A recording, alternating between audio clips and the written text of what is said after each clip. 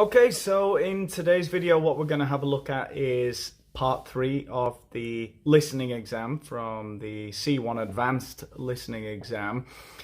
Fairly difficult one, I feel, today. Part 3 is obviously difficult always because you've got 4 options. There's a lot of things to read, 6 questions, 4 possible options in each question.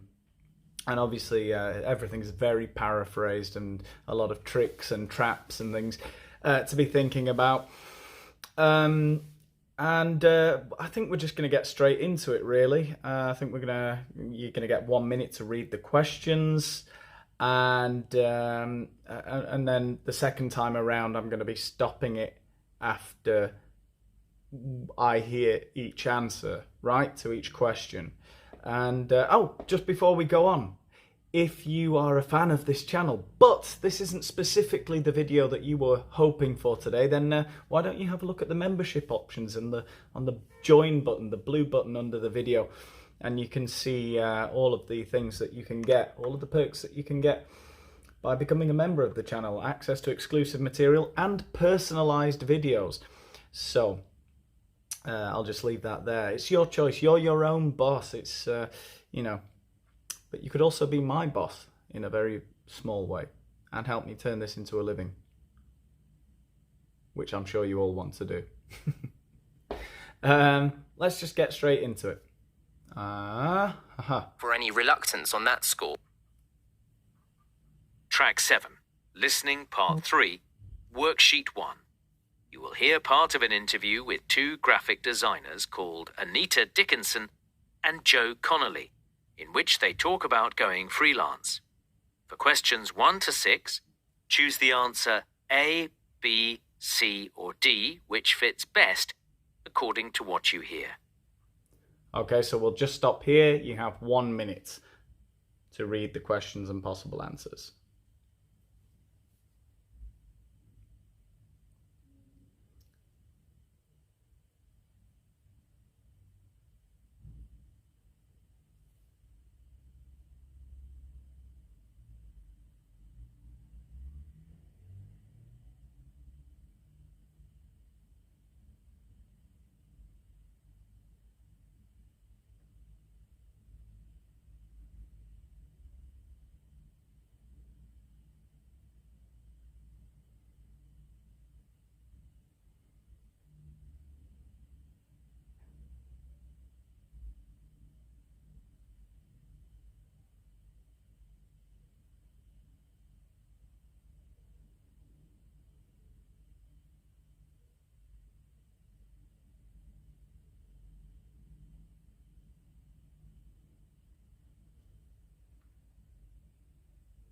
Boop.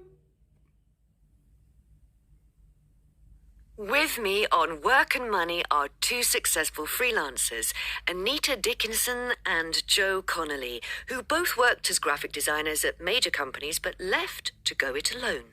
Hi. Hello. Anita, tell us about your decision to go freelance. Basically, I'd been working in a well-paid position for some time, and I was undeniably proud of the fact that people at the company viewed the stuff I produced very favorably. No job's secure in today's economic climate, and I realized being employed wasn't necessarily as safe as I'd thought. I began a transition, doing freelance work on the side, and gradually building up a client base. My only doubt was whether this would be enough to rely on to cover the salary and perks I'd lose by going it alone. Anyway, I've always been an independent person, and the idea of being my own boss was ultimately irresistible. What about you, Joe? One of the biggest excuses for not going freelance is not knowing how to get started. Clearly, you have to feel confident you know the craft, but beyond that, I simply exploited my own skills to the full and ensured I had a website that I thought would draw in clients. Okay, so there was a little more to it than that, but getting started really wasn't all that complex, even if it took a while before business started pouring in. Fundamentally, it was about a willingness to sacrifice time, working evenings and weekends. Unfortunately, there's no room for any reluctance on that score. Being realistic about such things made it possible for me to become a full-time freelancer. Do you enjoy working alone rather than with other people? Well, I thrived in the hustle and bustle of an office setting, working in teams, bouncing ideas off others, the odd joke with a colleague. I did seriously wonder if working alone would be my cup of tea. It can certainly lead to a sense of isolation for some. Whole days with just yourself or company might become unbearable. Fortunately for me, there are frequent opportunities for human contact. Meetings and consultations about certain contracts, almost too many. Thankfully, I've barely experienced any problems being on my own. Is self-discipline very important, Anita? As a freelancer, you're completely responsible for your own productivity. There's nobody there on a daily basis monitoring the amount you get done. I've experimented with some of the apps available for scheduling or setting up reminders to keep you on track, but frankly, I find them unnecessary.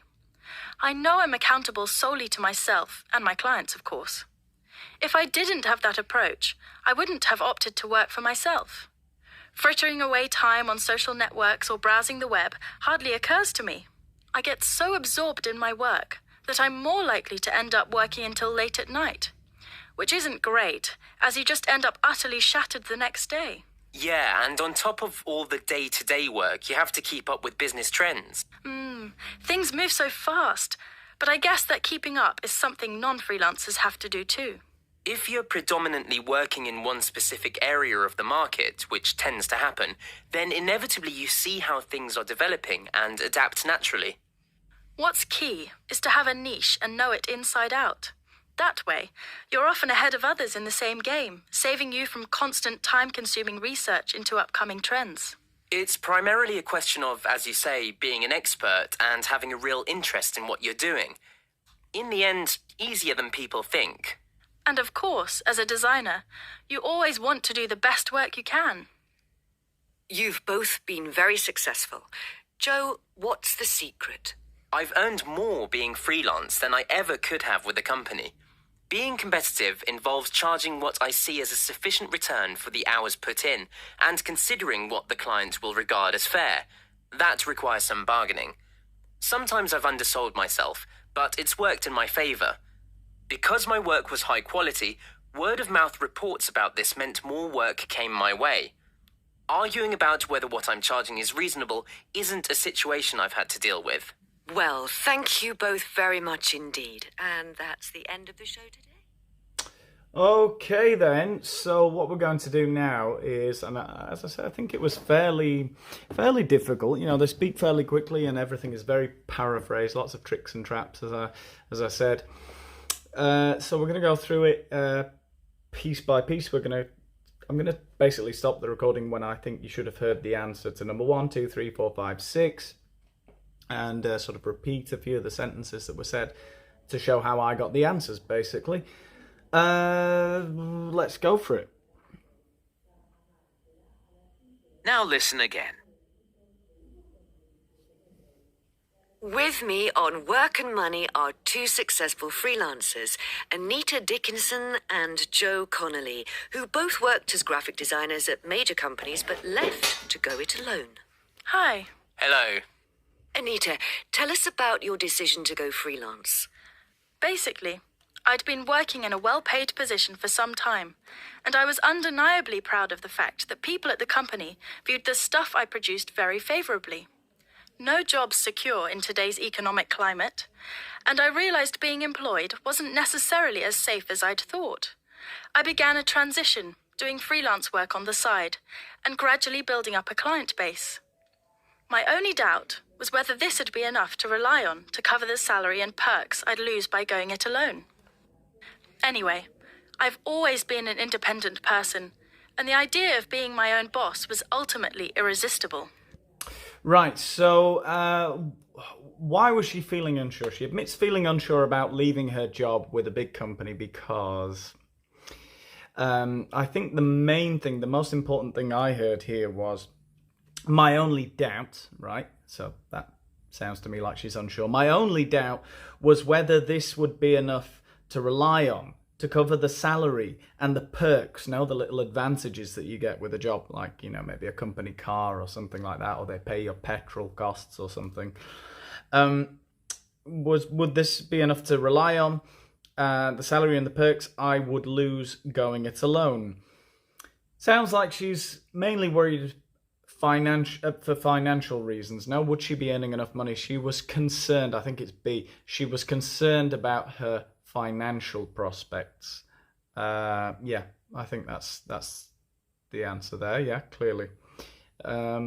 Okay, let's continue with number 2. And focusing on the question, Joe says, what does Joe say about when he first started working freelance? What about you, Joe? One of the biggest excuses for not going freelance is not knowing how to get started. Clearly, you have to feel confident you know the craft, but beyond that, I simply exploited my own skills to the full and ensured I had a website that I thought would draw in clients. Okay, so there was a little more to it than that, but getting started really wasn't all that complex, even if it took a while before business started pouring in. Fundamentally, it was about a willingness to sacrifice time, working evenings and weekends. Unfortunately, there's no room for any reluctance on that score. Being realistic about such things made it possible for me to become a full-time freelancer. Do you enjoy working alone rather than with other people? Okay, we'll stop there. So when he first started working freelance, yeah, he says it was a bit... Well, he said it wasn't so difficult to get started. Then he starts to explain the process and says, well, I suppose it was a bit more complicated than what I said. So I don't think he's saying it's easy. He's not saying it's more complicated than he expected either. I don't think it's A or D. It was necessary to have the right attitude. In C, he resented having less time before than before. So there's something interesting he says here. After he explains a little bit about how he got started, he says, fundamentally, it was about a willingness, right? So sounds like attitude, right? It's about being available, being willing to do something. Now, it's fundamentally about a willingness to sacrifice time, working evenings and weekends. Unfortunately, there is no room for any reluctance on that score. This all sounds like how you approach it. No, your attitude. You have to be willing to work hard, and you cannot be reluctant to work hard. So it's to do with your attitude. No, it's necessary to have the right attitude. The answer is clearly C, I think. Okay, so in number 3, we've heard the question already. Joe confesses that having to work at home on his own is what? Well, I thrived in the hustle and bustle of an office setting, working in teams, bouncing ideas off others, the odd joke with a colleague. I did seriously wonder if working alone would be my cup of tea. It can certainly lead to a sense of isolation for some. Whole days with just yourself for company might become unbearable. Fortunately for me, there are frequent opportunities for human contact. Meetings and consultations about certain contracts, almost too many. Thankfully, I've barely experienced any problems being on my own. Right, so Joe confesses that having to work at home on his own is a relief after working in a busy office. No, he says he thrived in the hustle and bustle of an office. He enjoyed it. He liked... That was his natural habitat, I suppose. You know, if you say you thrive, talk about animals or plants thriving in a certain environment. He loved it, so I don't think it was a relief. A cause for loneliness at times. Well, he says he's barely experienced any problems being on his own. So I don't think he has experienced loneliness, even though he mentions it. C, something that he avoids as much as possible. I don't think he avoids it. I think he's saying he has lots of meetings and, he barely ever is alone because he has to keep going and meeting people. I think it's D, though, something that he thought he would dislike because he obviously thrived in the hustle and bustle of an office and working with colleagues, bouncing ideas off each other. So he was worried that it could become unbearable. But that hasn't been the case. It was something he thought he would dislike. Yeah. It's D. No doubt about that one. Okay, let's continue with 4. Self-discipline very important, Anita. As a freelancer, you're completely responsible for your own productivity. There's nobody there on a daily basis monitoring the amount you get done. I've experimented with some of the apps available for scheduling or setting up reminders to keep you on track, but frankly, I find them unnecessary. I know I'm accountable solely to myself and my clients, of course. If I didn't have that approach, I wouldn't have opted to work for myself. Frittering away time on social networks or browsing the web hardly occurs to me. I get so absorbed in my work that I'm more likely to end up working until late at night, which isn't great, as you just end up utterly shattered the next day. So, asked about self-discipline, Anita claims, what does she say? She checks her daily work output very carefully. Well, she said something about downloading apps, that she experimented with them, but it doesn't sound like she really used them very much. She says, I've experimented with some apps available for scheduling or setting up reminders to keep you on track. But frankly, I find them unnecessary. So I don't think she really does keep herself, I don't think she keeps checking how much she's doing. She is rarely tempted away from her work by social media. Now, she does talk about social media. But I think, I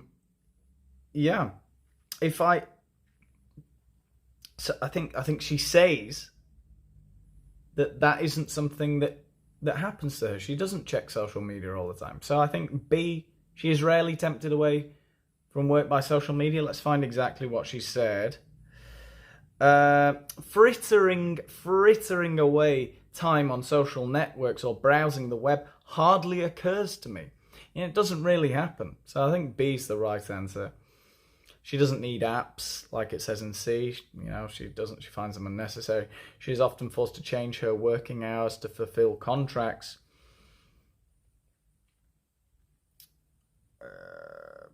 Well, possibly. It doesn't say that specifically. It says she gets absorbed in her work until late at night.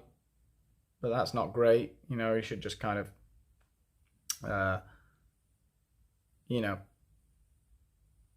you're not going to be so efficient the next day. You'll just feel utterly shattered the next day. I think it's clearly B. Yeah, clearly B. Okay, let's move on to 5. What do they agree about keeping up to date with trends, right? Fads and things like that. Yeah, and on top of all the day-to-day work, you have to keep up with business trends. Things move so fast, but I guess that keeping up is something non-freelancers have to do too. If you're predominantly working in one specific area of the market, which tends to happen, then inevitably you see how things are developing and adapt naturally. What's key is to have a niche and know it inside out. That way, you're often ahead of others in the same game, saving you from constant time-consuming research into upcoming trends. It's primarily a question of, as you say, being an expert and having a real interest in what you're doing. In the end, easier than people think. And of course, as a designer, you always want to do the best work you can. You've both been very successful. Joe, what's the secret? Okay, so that's for the last question now that we're going to look at in a minute. But number 5, Anita and Joe both agree that keeping up to date with trends is, so A, less important than being a specialist in one area. Now, I'm pretty tempted to say that one, I think. The woman, Anita, says that what is key, because they speak about trends initially, right? They're talking about keeping up to date with business trends, things move too fast. Then the man says initially, Joe says, if you're predominantly working in one specific area of the market, which tends to happen, then inevitably you see how things are developing, and you adapt naturally. So you don't have to keep up with the trends necessarily. It's if you're a specialist in something, if you're an expert, then you just adapt naturally. It's not about actually trying to keep on top of things and copy other people. You just go along for the ride. And Anita, I think she agrees. She says, what is key is to have a niche, right? A niche, your particular section of the market.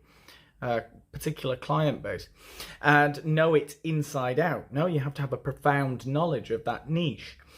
That way you are often ahead of others in the same game, saving you from constant time-consuming research into up-and-coming trends.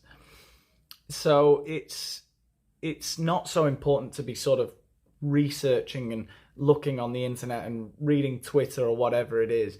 You know, it's more about just being an expert in something, and then you're going to notice the changes naturally. Basically what the man was saying, what Joe was saying. And then he reiterates, again, he says it's primarily a question of, as you say, so he agrees, being an expert and having a real interest in what you're doing. Yeah, the answer is clearly A. It's less important. Following trends is less important than being a specialist in one area. Yeah, the most important thing is to be an expert, to have your niche, to have an inside-out knowledge of what you're doing, of your particular field. Okay, last question then. What does Joe think the reason is, or the secret is, to his success as a freelancer? Let's listen. I've earned more being freelance than I ever could have with a company. Being competitive involves charging what I see as a sufficient return for the hours put in, and considering what the client will regard as fair. That requires some bargaining. Sometimes I've undersold myself, but it's worked in my favour. Because my work was high quality, word-of-mouth reports about this meant more work came my way. Arguing about whether what I'm charging is reasonable isn't a situation I've had to deal with. Right, so what does he think the reason for his success is? He has effective negotiating skills. He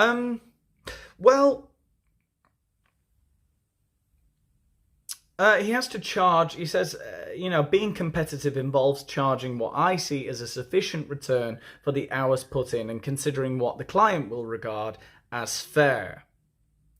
That doesn't sound like negotiating. He's trying to work out in his head, what is fair? What should I charge? What do I think I deserve?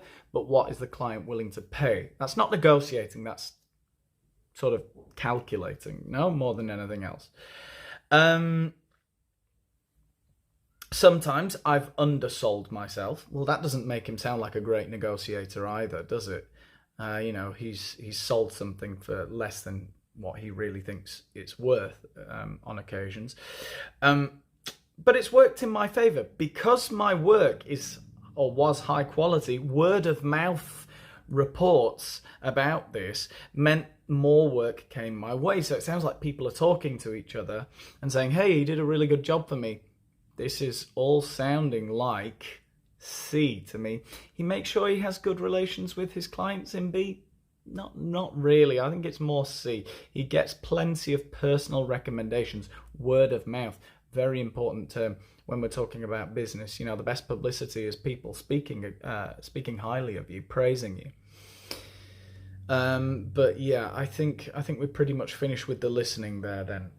We're going to have a look at a couple more activities here. And the first one we're going to look at is an exercise where we have to choose the most appropriate word. Now, there's usually a grammatical reason. I think in all of these sentences, there's going to be a grammatical reason why one word is more correct than the other. It's not just context. So this is a vocabulary exercise, but it's also related to grammar. And we're going to see a more grammatical exercise with some adverbs. But let's get into this. It says, choose the correct alternative to complete the sentence. Okay, so number one, Roberta admitted or claimed feeling nervous about leaving his job. His job? Roberta? That can't be right, surely. To start his own company. His own company. I think they're talking about Robert, not Roberta, but anyway.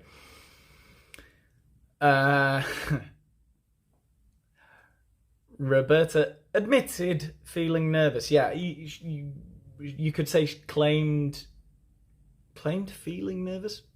Like, claimed that she felt nervous. maybe. But even so, claim makes it sound like you're saying something is true without any evidence. You know, you might say this like the reporter claimed that this had happened. No. But no, I think, you know, you're taking a bold step. You're going to leave your job and start your own company. People are going to ask you, are you nervous? And you'd have to admit, well, yeah, of course, naturally I am.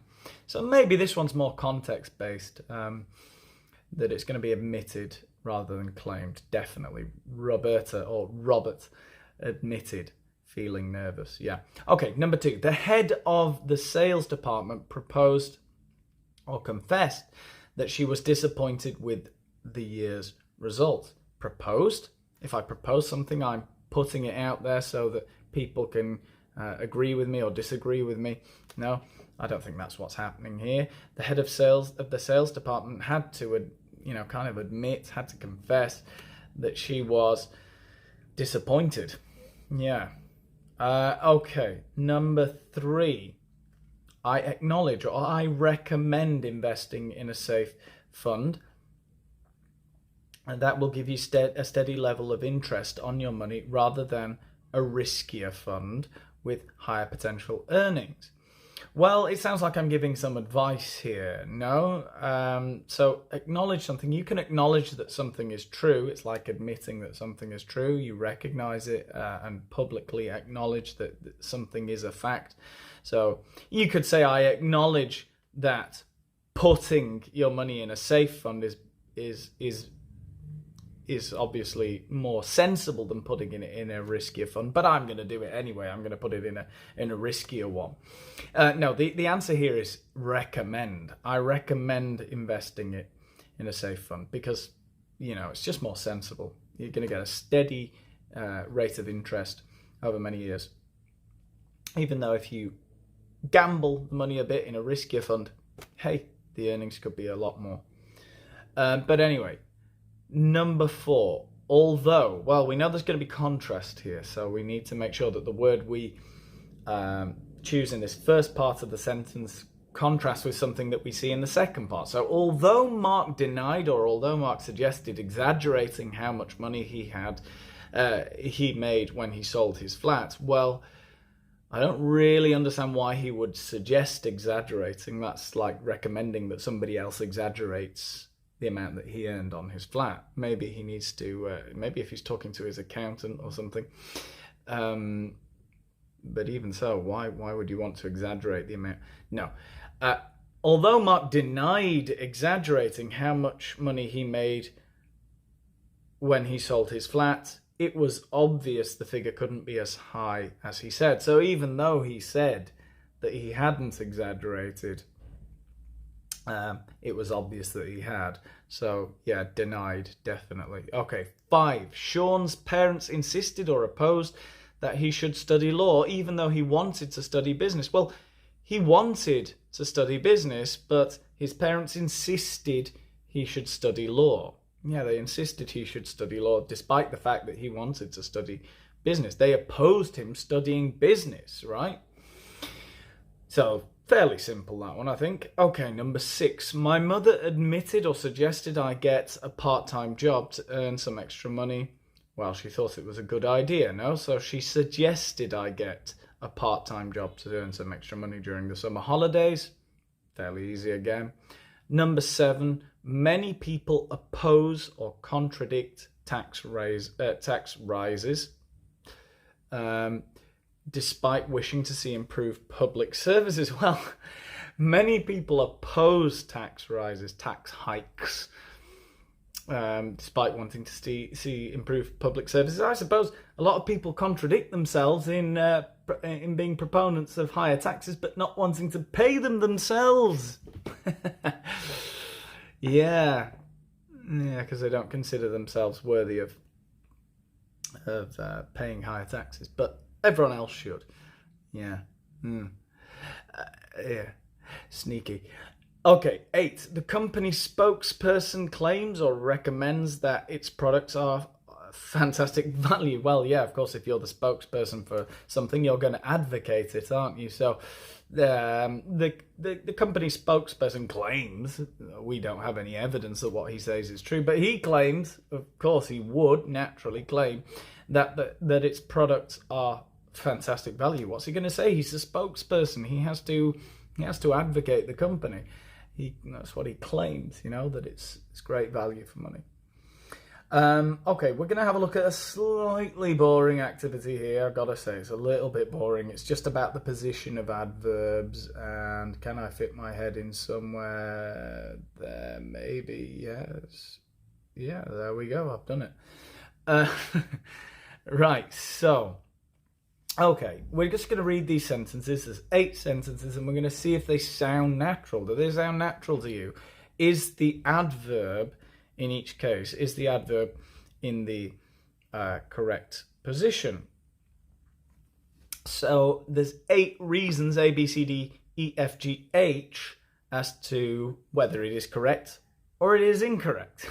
So if you want to pause the video and have a go at this on your own, then be my guest. But I'm going to rush through this because this is pretty stale viewing, probably. But anyway, let's just see if it sounds good. Number 1, a large investment company. A large investment involves inevitably some risk. Well, you can put commas there, I guess, because, with adverbs, you could say a large investment company involves inevitably some risk if you're pausing. But it doesn't sound great if you don't pause there, if there's no commas there. It doesn't sound great. I would say inevitably involves some risk. Possibly. Anyway, I think the answer here is G. It's incorrect. A viewpoint adverb, and this is a viewpoint adverb. If I say something is inevitable, it's because I think it has to happen. No. A viewpoint adverb usually goes in front position. So we could say, I guess, inevitably a large investment involves some risk, but can also go at the end. So you could say involves some risk inevitably, or it can go in the middle before the main verb. So this would sound better. A large investment inevitably involves some risk. Yeah, that would sound good. Okay, 2 then. Clearly, it is impossible to avoid hard work if you want to be successful in life. That sounds good to me. And I think the reason, what they're going to say here is correct. A viewpoint adverb usually goes in the front position of a sentence. Clearly. That sounds good, no? Clearly, it's impossible to avoid hard work. Okay, 3. Nurses in most countries are predominantly female. Yeah, that sounds good to me. And I think the reason is D, correct. A focusing adverb often goes in the mid position before the main verb, but after the verb to be. So this is a focusing adverb, right? They are female. Nurses in most countries are female. Well, they are female, but we don't want to say entirely female. No, in most countries they are female, right? As though in England they're all female. No, in a given country they're all female. No, I don't think that's what we're saying. We're saying that on the whole, I'm focusing, I'm not generalizing, I'm focusing. They're predominantly female, so as not to misspeak, right? Okay, so yeah, that sounds good. 4. In its first year, the company made any money barely. That's definitely wrong. But things improved later. Yeah, it would be made barely any money. So, yeah, which one would that be? It's incorrect. And I think, yeah, it's E. An adverb of degree, barely, hardly any. No, barely any. An adverb of degree usually goes in the mid position before the main verb. Yeah. Before the main verb?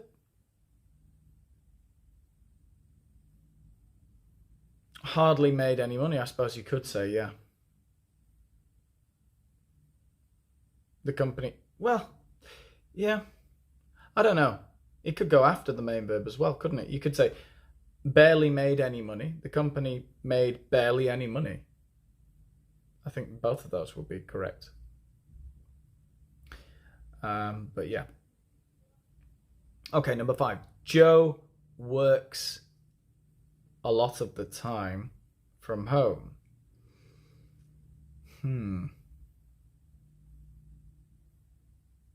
Joe works a lot of the time from home. It doesn't sound great. Joe works from home a lot of the time sounds better.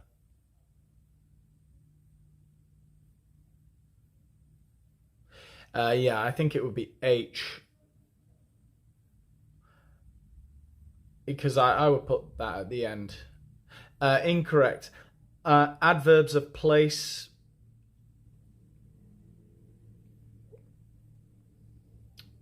A lot of the time. Is that place? Adverbs of place usually go before adverbs of time, and longer adverbs usually go after shorter ones. Yeah, that's right. So from home, obviously, we have the adverb from home. And then we've got a lot of the time, which is longer. It's also of time. So place would go before time. Yeah, definitely. It sounds better to say Joe works from home a lot of the time. Yeah. Okay, 6 then. 3 more. The company made heavy spending cuts last year. As a result, over 10% of employees were laid off. They were sacked. They lost their job. That sounds good to me. I think that would be C. No? Connecting adverbs usually go in front position. Right? Connecting, yeah, of course, I'm connecting the previous sentence to the current sentence. As a result, the company, over 10% of the employees were laid off as a result of what I've just said. No? Yeah, that sounds perfectly correct. 7, thankfully, discrimination against women at work is decreasing in many countries. I think that sounds good to me. And the reason is F. It says correct. Adverbs of place, especially longer ones, usually go in the end position. But they can also go in the front position. In this case, there is another adverb in the front position, so it is not suitable. So, thankfully, we're glad about this. Discrimination against women at work is decreasing in many countries. Right? Yeah, it sounds perfect. You got the rules there. I'm just going on what it sounds like. Okay, shareholders always are interested, yeah, that's definitely wrong, are always interested in getting a good return on their investment. Yeah, so in A. B, incorrect. Adverbs of frequency usually go before the main verb, but after the verb to be. Yeah, we should know that. Anyway, I guess we've finished for today. Sorry about that last exercise, very dull. As I say, if you want to see something more interesting to you specifically, click the blue button under the video. Have a look at the options. There are options. You can get personalized videos on this channel. What a luxury. Much cheaper than classes. Anyway, we're done. We're finished for today. Goodbye.